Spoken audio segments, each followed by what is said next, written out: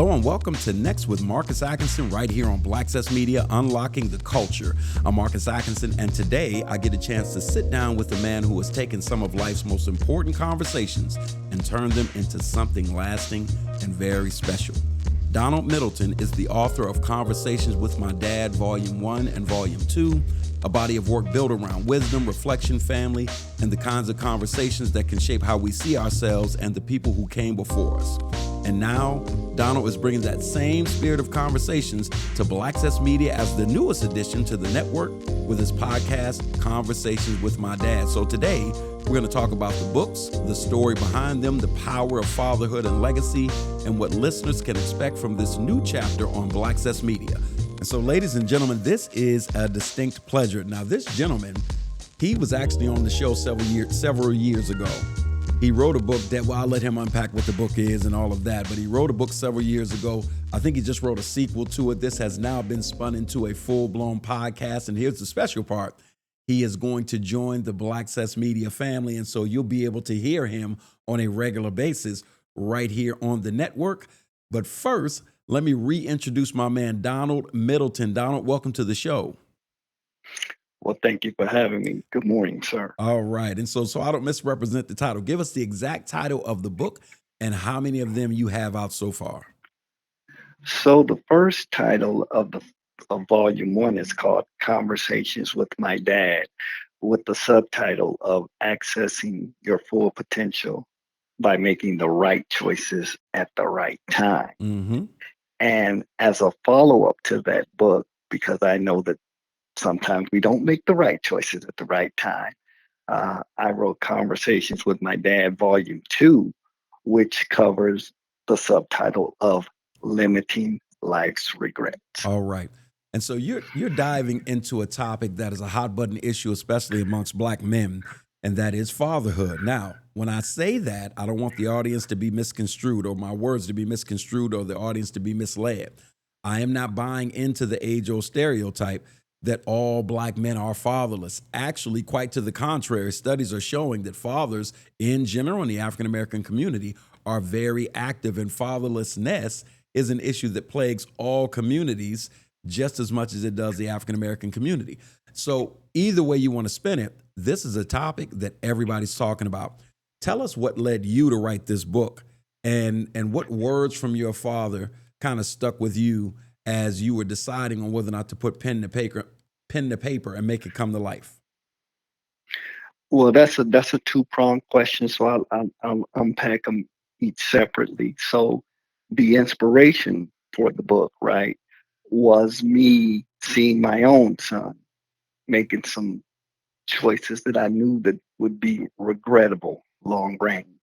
And so one Wednesday hot summer afternoon, and back in the day, I pulled my camcorder out and wrote down a list of topics that I thought that would be very instrumental in them crafting the kind of life that would lead them to future success. And so we sat down and we spoke about it. And I had no intention at all of in writing a book. It was just something that I thought was imperative for me to do for these two young men so that they wouldn't become a part of that negative conversation about the Black community, being that, they end up in jail or dead. Got it. And then, so that was the impetus, right? And so that led to, I took it to the Detroit Public Schools, and I did a little bit of mentoring in the school, and they were like, hey, you should write a book. And I'm like, not an author, I'm just trying to help. But my wife, and you got a chance to meet her before, like I said, she's like my mom. She was like, you need to do it. And so here we are. It took me, and it's so funny, that conversation started in 2006 because I was listening to the original recording. We recorded it in August of 2006. And then I didn't write the book till 2016. I actually published the book. And now here we are, 2026, still talking about the same thing. And then the conversations still have relevance to this day. Yeah. And that's what I, go ahead, I'm sorry. No. Go ahead and finish your statement, brother. No, that's what I wanted to make it about. I wanted to make sure it was relevant and timeless. I think about my relationship with my grandfather for a second. And I remember my cousins and I talking, and we were saying that when we were younger, our grandmother was the rock star, Nanny. You know, everybody loved Nanny. Not that we didn't love Granddaddy because we did, but Nanny was the rock star. As we got older Mhm. and maturity kicked in and we started to have our own families, we started to understand just how wise Asher Banks, my grandfather, was.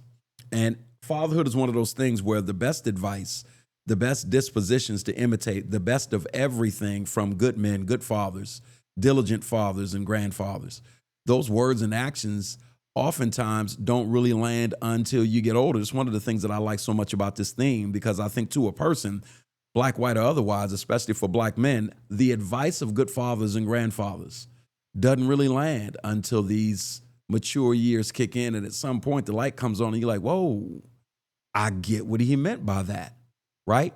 Is that a reaction that Yes, you're getting from a lot of your readers?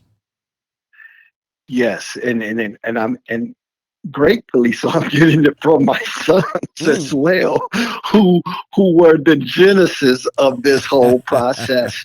And it's so funny. I was just having a conversation with my oldest son, and he was talking to his brother about me. And before I delve into that, finishing that question, I want to answer the second part of your two-pronged question: is what advice did I get from my dad There that you I go. carry to this day? My father, not these words echo in my head every day. He used to always tell me as a kid, and I didn't get it like you're just asked the question just now. I didn't get it then. He would always say, "Be mindful of the company you keep." And I was like, "What is he talking about?" But as a man, I totally get it Yeah. now. So that part, and so just to continue and to finish answering what you talked about, yes, it resonates with people because sometimes you don't get it when you get it, right? Hmm. When it comes to that counsel, and you talked about grandma and grandpa, and for me, my father passed at 14. So at age 14, here it is, I had my leader, my guide, and it's taken from me. Hmm. The other part that I learned, though, and I tell fatherless young men this all the time, I get it that the person that you came through is no longer here. But another lesson that I learned from my father was always seek wise counsel, That's right. period, period. Hmm. So I, after he was gone, I leaned on that, and I had a bunch of great men in my life that helped Hmm. shape me to be the person that I have become today. I was watching Michael Jordan's documentary, The Last Dance, and that was one of the more fascinating parts of that one because after his father died, the older security guy on his team kind of became a kind of that father role to Mike, and he was even saying that Mike just seemed to cling to him more after James died or was Yeah, murdered. And yeah. whether you seek it out intentionally or there's already somebody around you, I think that's wise counsel because wisdom is infinite, right? You want somebody to be able to speak that into you even when your primary source is no longer. Are there break down the chapters for us? I know you can't break them down each one because there's two different volumes, but some of the more, I don't even want to say impactful because both volumes are very impactful. Are there certain chapters that you leaned into more or that hit more personally for you as you were writing them? Well, I'll say the first one is in the first book. I love the mind your business chapter. That That's always my go-to chapter, right? Because when I'm out here and I'm talking to young people, I'm always telling them that your life is a business, mm, whether you know it or not. And the people that you talk with are like when you go into a business meeting or an agreement, you go to acquisitions and hmm. then you go to who mergers. And so who are you going to merge your business with? Well, successful businesses don't merge with unsuccessful products That's or right. people. So you're always looking to merge with people that make you better. And you also should be bringing value as well. That's right. And so, That's so right. yeah, yeah, that's one of my favorite ones. From the first book. The second book, um, you know, I'm going to say this, but because this one is very personal to me. It's also the first chapter of the second book, and it's about mental health, right? And Hmm. just, our mental state, because this is something I did not realize as a child, um, that a lot of people have mental health issues in their family structure. I Hmm. had them in mind. I'm saying that because I had them, and I thought that it was just me, right? But I come to find out it's more widespread than I ever thought. That's right. And so, um, the thing that I really loved about it, and I really got emotional about it when I was writing it about, because two of my sisters, they passed, but both of them Hmm. had mental health issues. But my mother did everything to make sure that they got the care and the treatment that they needed. So Yeah. that's one of my best ones from the second book. Hmm. I love that, man. Yeah, Unmasking the stigma of mental health in the African American community, something else that people are really going after, with a lot of energy because, as you and I both know, in our community, mental health treatment has been anathema for a lot of generations. And absolutely. yeah, and to be able to go after them, to go after that so that we can be holistically well, I think is important. That point that you made about the brand, and you got to mind your business, and you yourself as a brand, and successful brands don't mesh with unsuccessful brands, even two successful brands that are just diametrically opposed. I mean, you got Heineken and you got Mickey's Malt Liquor. They're both in green bottles, but I don't think Heineken wants to merge the brand. It's like Mm-mm, that's where the mm-mm. comparison ends, my friend. We both got green bottles, but we are a different product, sir. Yeah, and absolutely. And if I can just add one quick caveat to Yeah. that part, right? If we talk about within the African American community, right, and we talk about jobs and things like that, one of the things that I talk to young men and women about, and when they talk about jobs and the availability of jobs, I say, look, if somebody doesn't want to give you a job, you know how to make them hear you? Mm. Become your competition. And Hmm. they're successful competition, Yeah. right? And then they'll hear you loud and clear. There you go. So, yeah, yeah. So it's not I talk to my children about this. Is no victim mentality, no woe is me, because like I tell them, I said a rabbit gets up every morning and he or she doesn't worry about, oh my God, I got to worry about the eagle that may swipe down and get me, or I got to worry about the snake or the fox. It does what it does, Hmm. and then it lets life happen, and that's how we need to move. That's So, right. That's right. I'm gonna pause for a station ID real quick, and then when we get back, I want to talk to you about this new podcast, how you started to shape the book into this podcast, and just what we can expect on BlaXcess Media. We'll be right back with Donald Middleton. BlaXcess Media. Real voices, real culture. Rooted local. 92.7 WICU All HD2. right, we're back with Donald Middleton, who has two books out right now.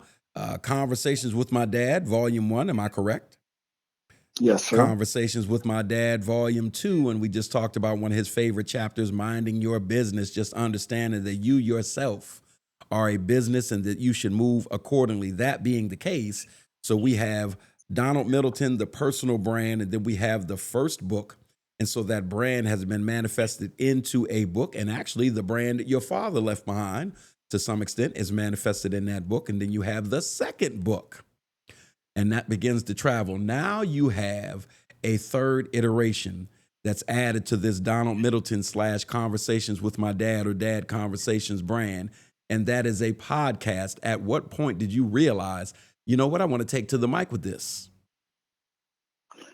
Well, if I'm going to be perfectly honest, it was through the prodding of woman I called the commander in chief, my dear wife.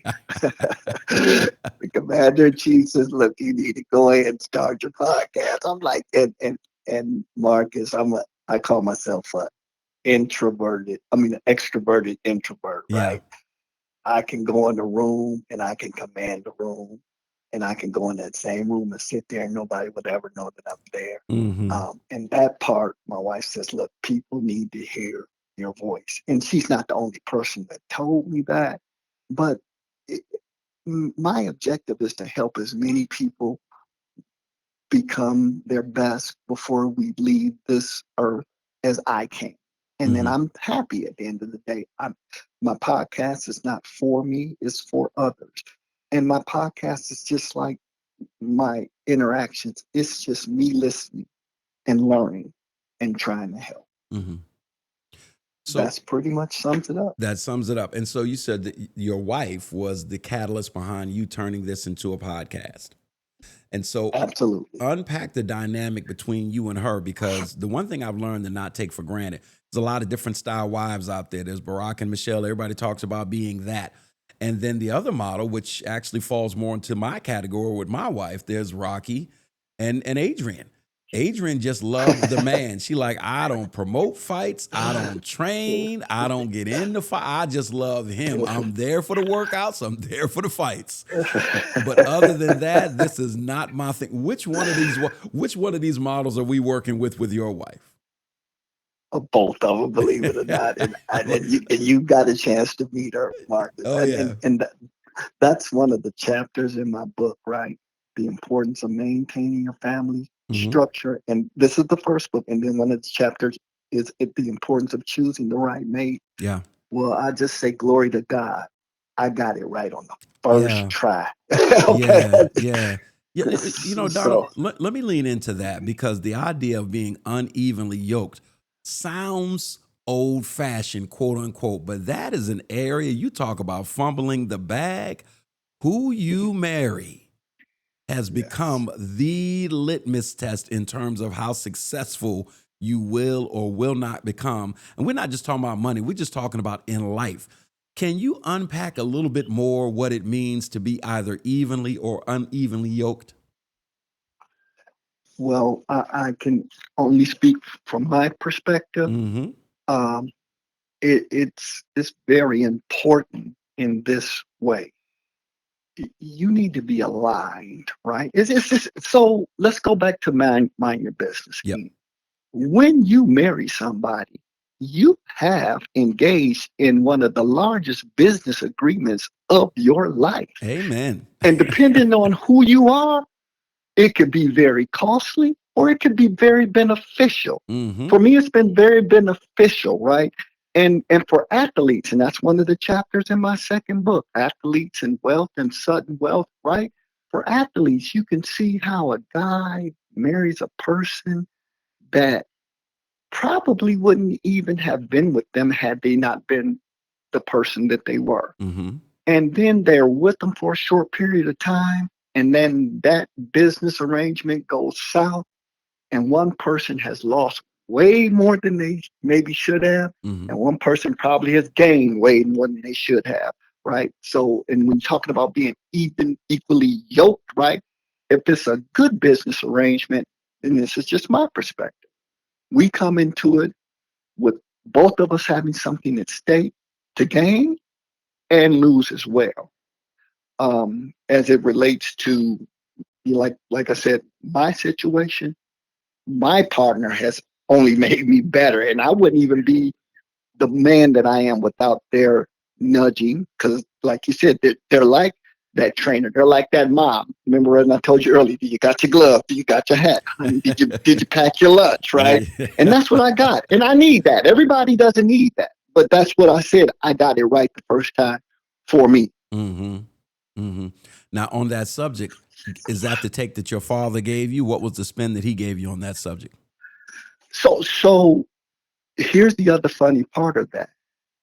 There are so many conversations that I never got to have with my father. That was one of them. And I wish and I tell my sons that every day. I said, you all don't even know how lucky you are to even have me here to have these talks to you, because I talk to you about things that I never got a chance to talk to my dad about, because once again, I'm 14, right? And so I'm only a teenager, adolescent. I'm entering in puberty. There's other questions I got about, I want to know about girls and things like that. And so he always taught me responsibility, though, as a young man, because my father was a deacon in the church, and he was a very stern man. He wasn't not mean to me because I was the baby, and so I was So out of 6 kids, I was the baby and the only boy on top of that. So you can imagine it was pretty gravy for me. Everybody always say that, but I just thought that that's how it was because he poured so much into me. He would talk to me about the things, and like you said, things that I didn't get yet, but we never had the chance to have that follow up. Right. You understand? Were there, and I know we're supposed to be talking about the podcast. Rest assured, ladies and gentlemen, we're going to go back to the podcast in a second. But when he talked about that last subject, I'm like, let me dive down that rabbit hole just a little bit. One of the things, like they talk about the sins of omission, right? And that whole concept comes from the things that people don't say that may lead to a certain result or a certain inference or what have you. I look at my fathers because I've got my dad and I've got my stepdad, you know, and it isn't so much what they told me. I look at some of the things that they either left out or some of the loops that I actively have watched both of them engage in to this very day and say, I see that loop is counterproductive. And I want to make sure that that doesn't define who I am because I see the results that it keeps getting you and it's a blind spot. Do you address some of your father's blind spots in the book? And whether you did or you didn't, did some of his blind spots affect you in profound ways? So when you say blind spot, just give me an example of what you're, so I can be specific. I'll give you an example. I look at my stepdad, and he is a very religious man, right? In a very pious sense, though. And there are often times where the pattern of, I am preaching this to my congregation, I have massive respect, or the congregation has massive respect for me in this particular area.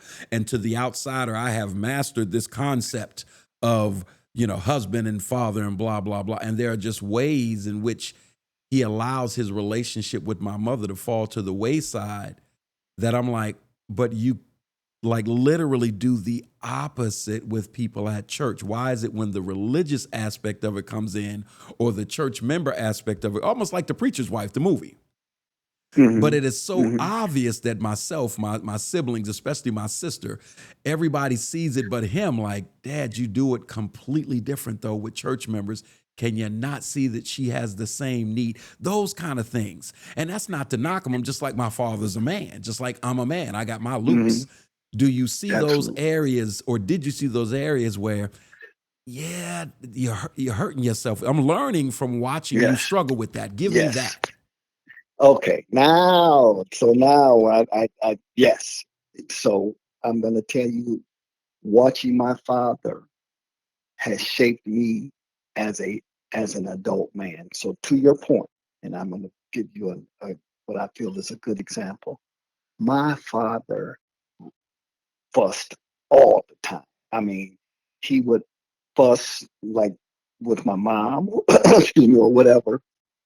And as a young child, hearing that, because once again, you got to remember, I'm a young child, and I'm hearing him fuss. I'm like, I'm not gonna be that guy when I get older. Why was he fussing all the time, right? Why would you even have to do that? And so even now, people always talk about how mellow I am and how calm I always am. And that's a byproduct of saying that I don't want to be that, right? Because how do I know that didn't lead? My father died when he was 60 years old. Yeah. I'm 63, so I've lived 3 years longer than him at this point in my life, right? But how did I know that didn't add to his hypertension and his stress? And I get it. Life has things that add burdens to us. But seeing that said, I'm not going to be that. And to your point, my father was a deacon in the church. I would go to church with him every Sunday because I just loved being with my dad. I'd be in church and see those things. And to your point, how can you be this and then you come home and be fat though? Yeah. And so, yeah, I get it. So that's my person. Excellent example. Excellent, because anybody that knows you knows that is one of your biggest strengths, your temperament. You know, and so I appreciate you unpacking that, because now I know where that comes from, because it's one of the things that when you and I met that really attracted me to you, just as a fellow brother. I'm like, I like this brother's temperament. I like the way he carries himself, man. He's very positive. So I get it. I appreciate that wholeheartedly.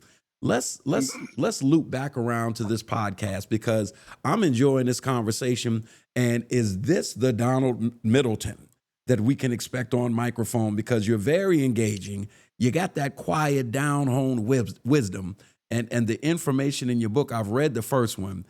Excellent information. What can people expect when you fire up this microphone in this series? They can expect to become better together with me, right? Because I can't be better unless the people around me are being better, right? And I'm just here to help us all be better at the end of the day so that when we lay our heads down at night, we can know that we went to sleep tonight a better person than we were today. And we learned and we grew along the way. Gotcha. That's the short of it. There you go. I like that. So run down some of the topics we can expect. I know we're going to launch here soon. We're going to leave the date out of it because we're still trying to figure out when the actual launch date will be. But we are queuing up everything for Mr. Middleton right about now. So even though we don't have a launch date to announce, give us an idea of what some of these first couple of episodes entail. What can people expect? Yeah, it's basically going to be, like I said, we're going to start with my favorite part, which is minding our business, right? And just helping us to understand the importance of our brand, right? People talk about brand and all of that stuff now, but that stuff's always been there. And when people say, well, I don't know if I can have a business, or I don't know about owning a business. Well, you already own the business. It's you. And so you need to make sure you show up your best every day. It's like when we go to the restaurant, right? We have a certain expectation when we go to eat whatever our favorite restaurant is. And if the food is cold, or if the food doesn't taste the way we want, we're not happy about it. So that's their brand, right? And so you don't want that to be a part of your brand. When people come to you, they should have an expectation, but you should exceed that expectation every time. Yeah, I got you. I'm loving that, brother. I'm loving that. And so just to set the expectation, we are on the phone right now for this interview because Brother Middleton is not in Erie, Pennsylvania, the home base of BlaXcess Media. He is in Atlanta, Georgia, ATL, Chocolate City, the Black Mecca, all of these different things that folk refer to ATL about all the time. And talk to us about life in Atlanta and how do you expect this show to impact your immediate surroundings in Atlanta, Georgia? Because we're looking forward to engaging with that Atlanta audience. An 18-year-old college football player travels with friends to an uninhabited island to celebrate the 4th of July. Hours later, the people he arrived with leave the island, but they leave without him. His cell phone and keys reportedly leave with them. His family doesn't learn that he's missing until late that night. 2 days later, his body is recovered near the island. Authorities say drowning is one possibility, but an official cause and manner of death have not been announced.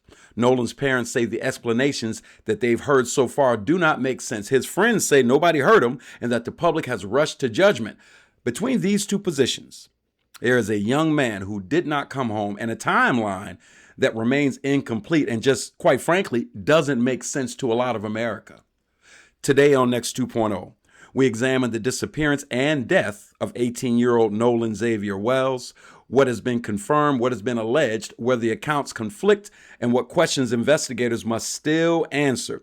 This is not a trial conducted over social media. Be clear about that. We won't declare anybody guilty without evidence. But refusing to speculate doesn't require us to stop asking legitimate questions. Some of the same questions most of America is asking right now. What happened to Nolan Wells on Horn Island? Before Nolan Wells became the subject of a national mystery, he was somebody's son. He was a brother, he was a friend, a teammate, and a young man that had plans just like most of our sons. Nolan was 18 years old and would have turned 19 in August. He played wide receiver at Southwest Mississippi Community College and hoped to eventually compete at a high-level Division I college program. His coach, Les George, remembered Nolan as a consistently positive and sociable young man, somebody who would just stop by the coach's office simply to sit, talk, and spend time. His parents, Christine and Elmore Wansley, described him as a peacemaker with a large heart. They say he valued inclusion, avoided unnecessary confrontation, and had been taught to remain with the group he arrived with whenever he went somewhere. The night before the trip, Nolan visited his parents. He prepared salmon for dinner. He hugged his mother goodbye, and it was the last time that they would ever see their son again. Now, that background doesn't determine what happened on Horn Island. Being a good person or a talented athlete does not make somebody immune from an accident. But Nolan's habits, which is what we're trying to submit to you today, his physical abilities and relationship with his family are relevant when assessing claims about what he supposedly chose to do. His parents say he knew how to swim. They describe him as a disciplined athlete. More importantly, they say he had repeatedly been taught one basic safety rule, and this is key for this case, and this is the thing that keeps haunting me to this very second. When you go somewhere with a group, you return with that group. That's why one of the case's foundational questions is so simple. Why would Nolan deliberately remain on a remote, uninhabited island after the friends who brought him there departed? That question doesn't prove criminal activity. I want to be clear about that. It does, however, require a factual answer that makes sense to the general public. Erie's home for culture and conversation. 92.7 WICU HD2 BlaXcess Media. Let's go to the confirmed timeline. Here's the publicly reported timeline. On Saturday, July 4th, 2026, Nolan traveled by boat with friends to Horn Island, a barrier island approximately 7 miles off of Mississippi's Gulf Coast. Horn Island is not a developed resort. It is an approximately 11-mile-long uninhabited island accessible only by boat. According to attorneys for Nolan's family, roughly 200 people may have visited the island during the holiday.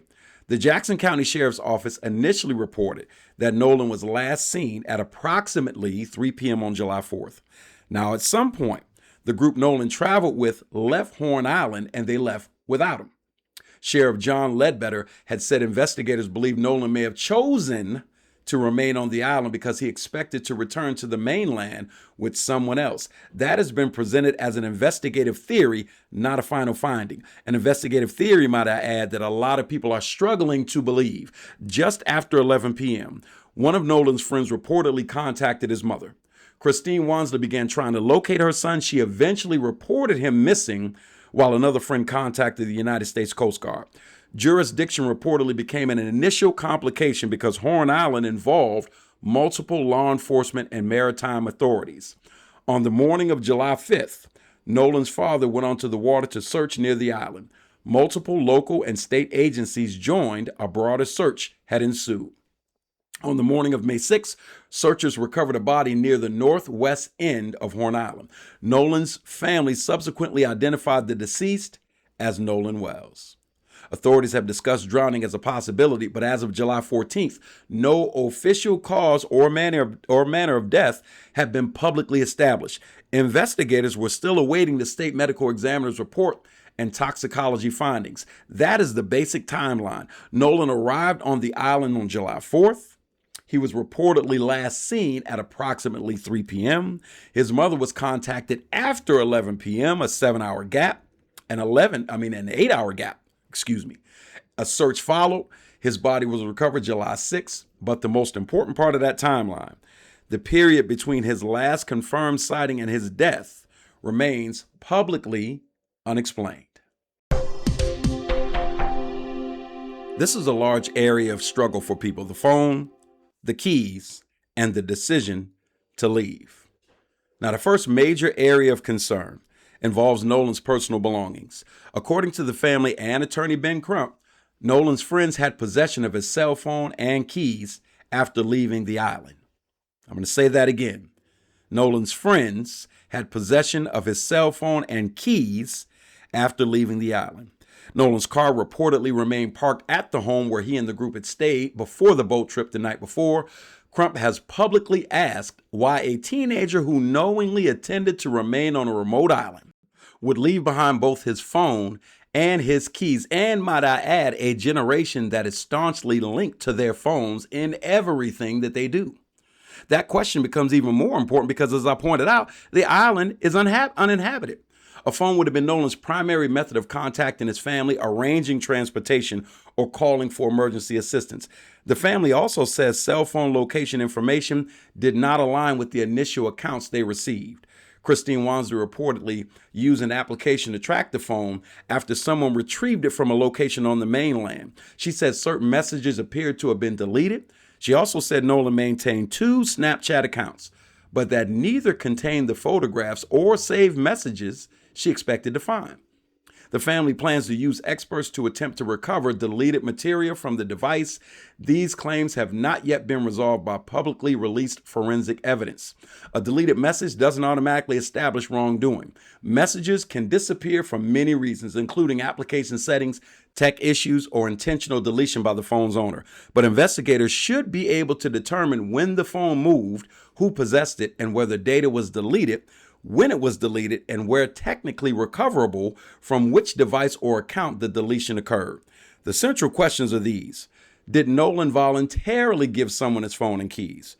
Were they taken from him? Did he know the boat was leaving? Did he believe his belongings were still on the island?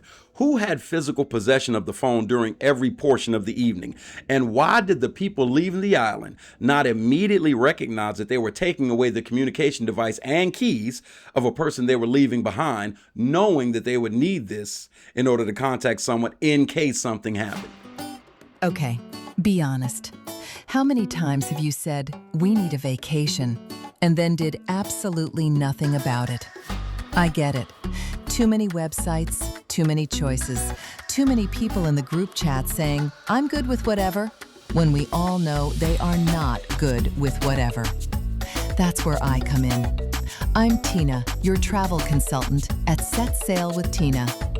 Whether you're planning a family cruise, a girls' getaway, a couple's trip, or you're finally ready to celebrate that milestone somewhere with blue water and a drink in your hand, let me help you get there. I take the stress out of planning so you can focus on what really matters, making memories. Cruises are my thing. The ships, the ports, the experiences, and helping you find the trip that actually fits you. Stop scrolling, stop overthinking, and please stop letting that group chat plan your vacation. Visit setsailwithtina.com. That's setsailwithtina.com. Your next adventure is waiting. Come on, let's set sail. Well, let's go to the video and claims of an altercation, because another disputed element involves video reportedly recorded during the outing. Attorney Ben Crump has said video showed a person identified as Nolan involved in what he characterized as an altercation and asking for his phone to be returned. Crump has also said a witness indicated Nolan intended to leave with the friends he arrived with, an account that would conflict with the theory that he voluntarily stayed behind. One of Nolan's friends, Trayston Shepard, has publicly disputed the darker interpretation of the video. Shepard said the recording did not depict a serious fight. He described it as a playful or unserious interaction among friends and said nobody in the group would have hurt Nolan. Shepard has also argued that the public has unfairly accused members of the group before investigators have completed their work. That response deserves to be included because technically it is true. Although it looks highly suspicious, it is technically true. So for the moment, they can hold on to that because it's actual for the moment. The existence of a video showing physical interaction does not by itself prove an assault. Young friends may wrestle, joke, or behave roughly without criminal intent. I am the son of the father of 2 boys. I know what that looks like. But at the same time, a participant's description of the event cannot be treated as the final word simply because that participation says no harm was intended. Investigators have to examine the original recording, not compressed social media copies. They got to determine when it was recorded, whether it was edited, and what happened immediately before and afterward, what words can be heard, and whether additional camera angles exist. They got to identify every person visible or audible in the recording. The critical distinction is this. There's a difference between saying the video proves Nolan was attacked and saying the video may contain evidence investigators should analyze. The first conclusion hasn't been established. The second is undeniably true. The family has asked anyone who was on Horn Island to preserve and submit photographs and video. Sheriff Ledbetter has made a similar appeal, saying even material that appears insignificant could help investigators reconstruct the day. Unlocking minds, unlocking stories, unlocking the culture. BlaXcess Media.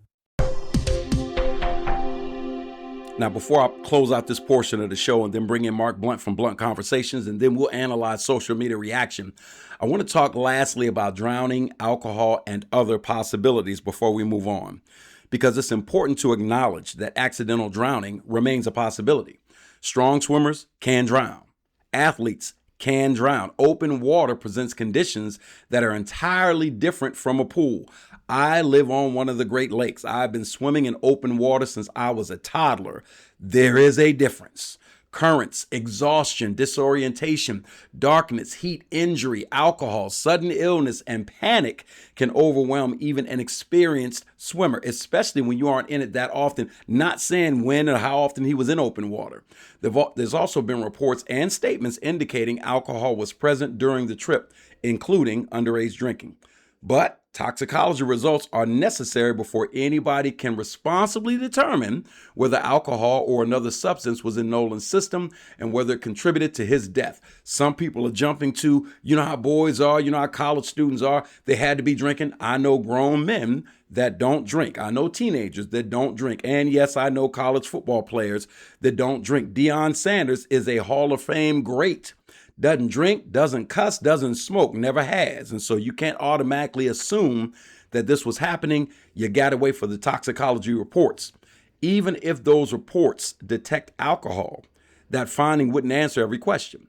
It would not by itself establish why Nolan was separated from his group, why he didn't have his phone or his keys, where he entered the water, whether he had sustained injuries, or whether anyone witnessed him in distress. Likewise, Nolan's ability to swim doesn't eliminate the possibility of drowning.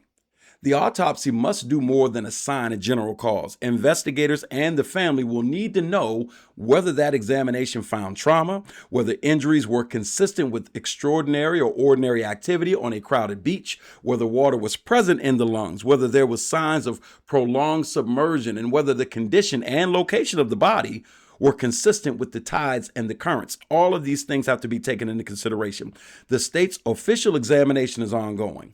Nolan's family has commissioned an independent autopsy by a forensic pathologist outside of Mississippi.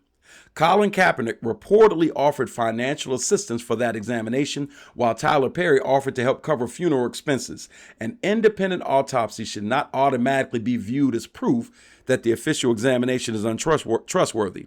It's an additional evidentiary safeguard, one that many either challenge or reinforce the state's findings. The responsible position is to wait for both examinations and compare their methodology and conclusions. But don't miss this, though. The fact that a former pro football player and a billionaire producer of movies both offered to help gives you a snapshot on where the public's mind is with this case. It is not sitting well, especially with Black America, and people all throughout this country are doing the old WTH, and we all know what that stands for. They're trying to figure this thing out because so much of it just does not make sense. Coming up after the break, we bring you Marc Blount from Blount Conversations right here on BlaXcess Media, and we will talk about this case, and we'll also take a look and listen to some of the social media comments that have been heard so far, analyze those right here on Next 2.0 on BlaXcess Media. Listen anywhere at BlaXcess927.com. Here live in studio with Marc Blount on Next 2.0 on BlaXcess Media. Marc, how you doing today? I'm doing great. How about yourself? Oh, not bad. Not a good subject matter today. This Nolan Wells case. I just went through the whole first half of the show talking about the facts as they're known as of right now. And just the fact that a lot of America, especially Black America, just ain't buying. I know we got to wait until the official evidence comes in. But as we go into that, give me your overall synopsis of the case. What floats through your mind as this case has been unfolding, and actually when it first landed on your radar? I think this is the ghost of Emmett Till, Trayvon Martin, and it didn't necessarily have to be this way. But because of the climate of today and the historic nature of those two individuals that I just named, we're on this road again. Me, myself, I think the media is picking it up that way.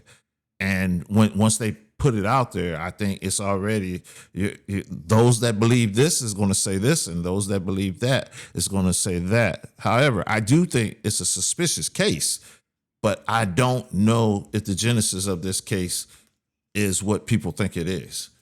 Me, myself, I'm leaning into the fact that he was the only African-American there. Right. He trusted somebody and he went. Yeah. And so something tells me this is some young people, something happened, young people panicked, and now they're in this media world right now, this firestorm. I got to say, I said on one of my shows that the idea of being the only black child or young person in the friend group in this social environment is not it. I have a black son who's about to turn 13.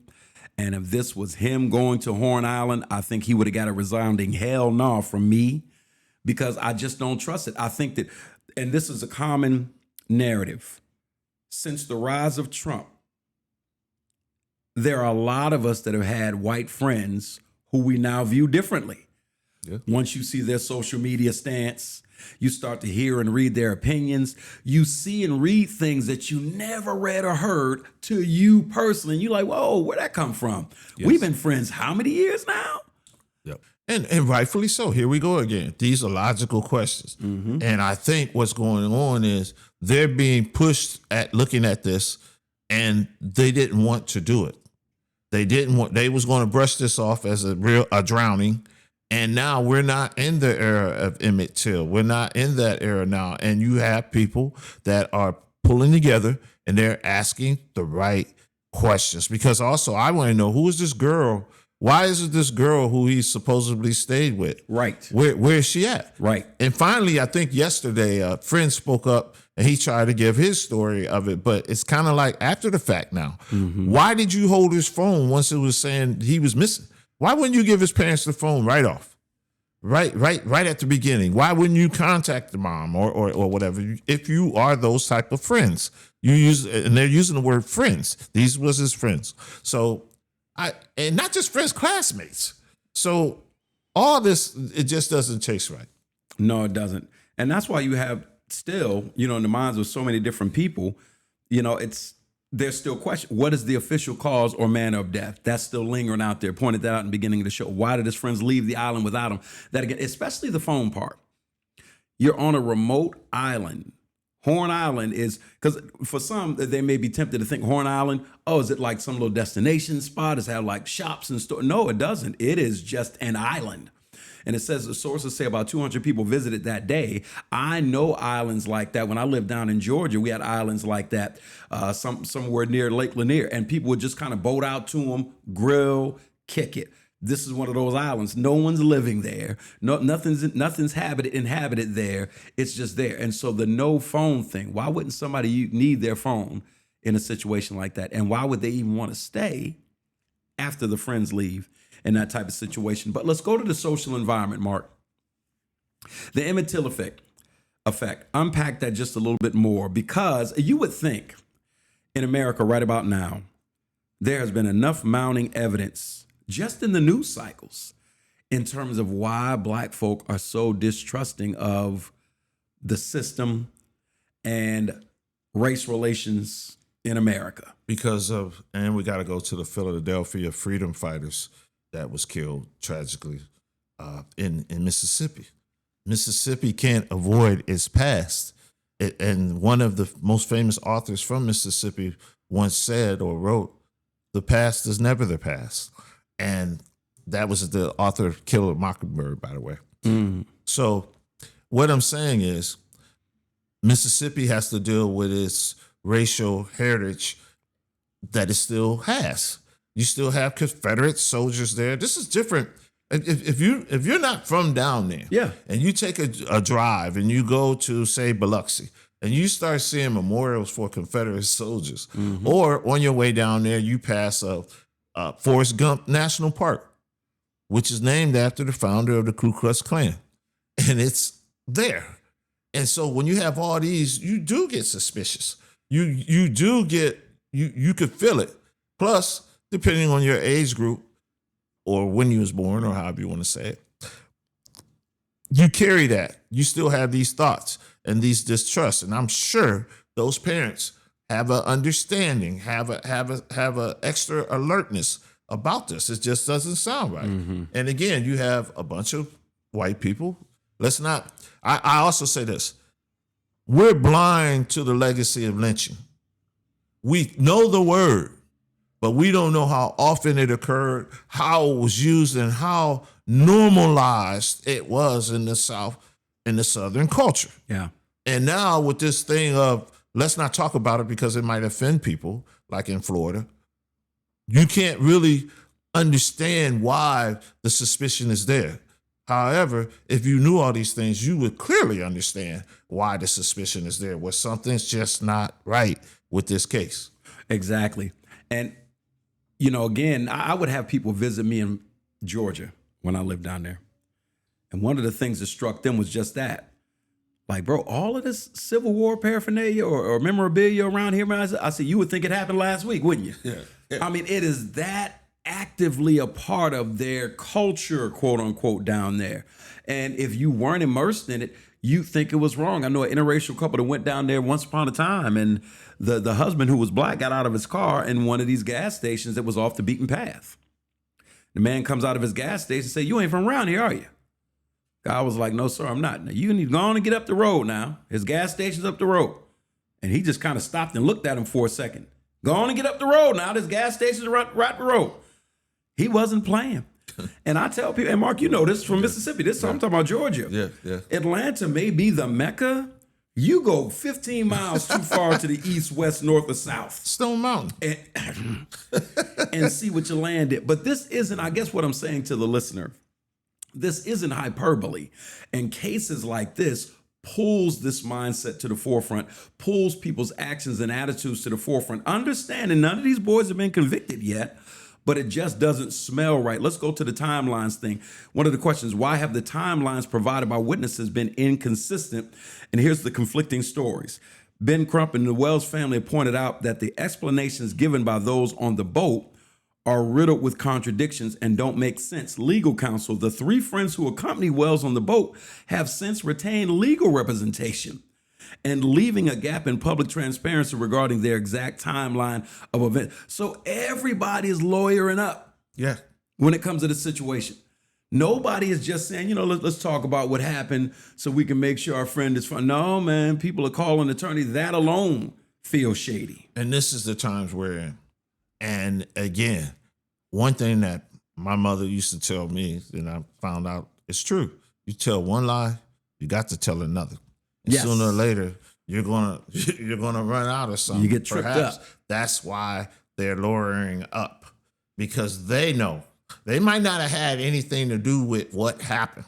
However, they saw it, they witnessed it, and again, young people tend to try to cover up on certain things. The why, the motives, and all like that. I don't know that. I just know that the only African American that was there didn't come back, and we find out later that he's not alive.